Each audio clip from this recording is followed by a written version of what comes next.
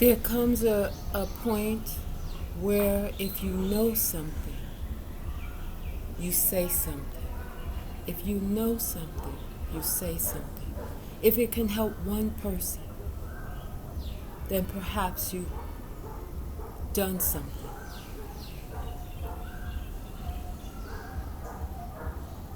We know that all that's going on is in divine order. People have faith, people believe, people have a knowing and a feeling.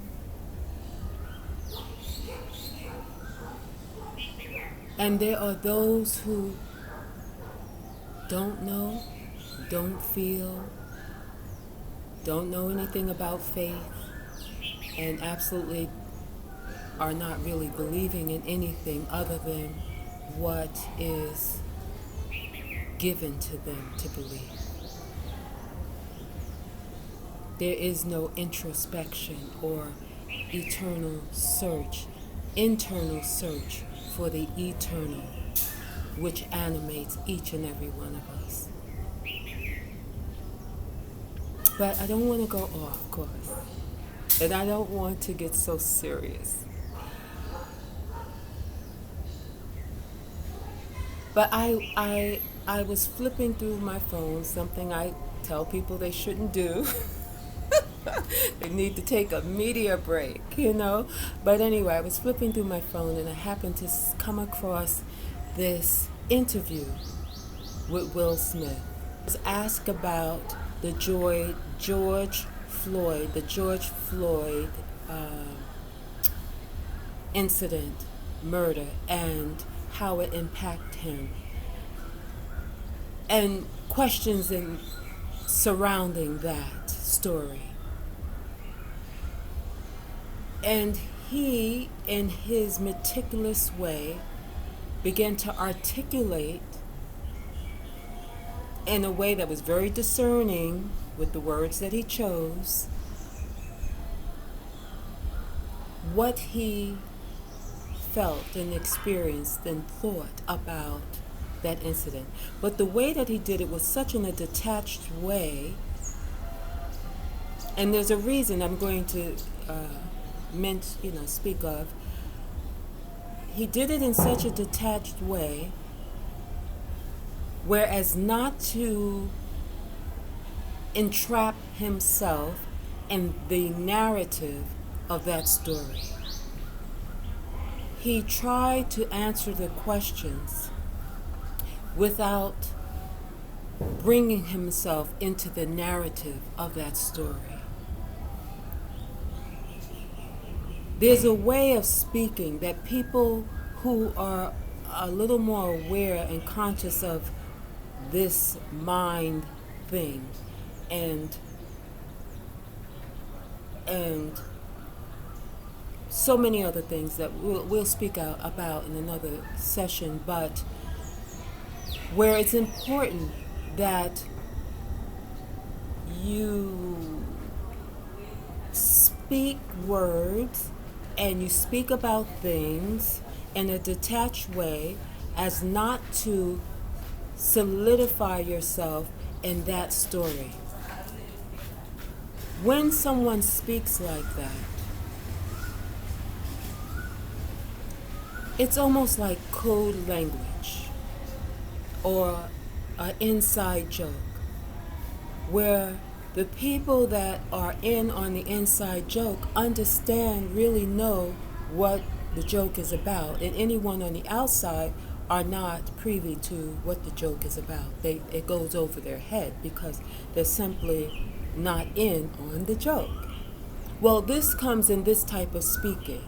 People who are aware of how important words are, how important engaging in certain narratives are, and how to keep yourself detached in a way where you don't allow your energy to flow into a place that you're not wanting to go. There's a certain way these people have to handle this thing as not to seem rude for not engaging in the question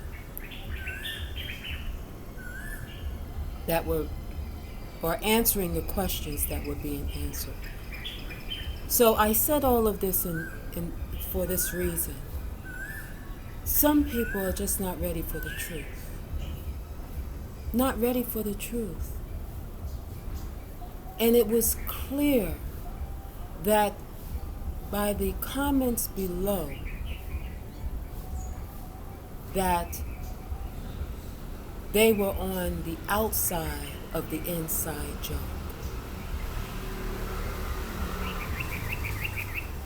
People were unable to, they just weren't ready for what he was talking about. The way they saw it is that here it is, this rich black man, a man that has worked very hard to get to where he is, sacrificed many a days and nights, and I'm sure family time, to get to where he is today. But they saw it as this rich black man sitting in his mansion, completely detached from reality, wrapped up in his money, not knowing what's going on, or not willing to engage in what's going on in the way they wanted to hear him engage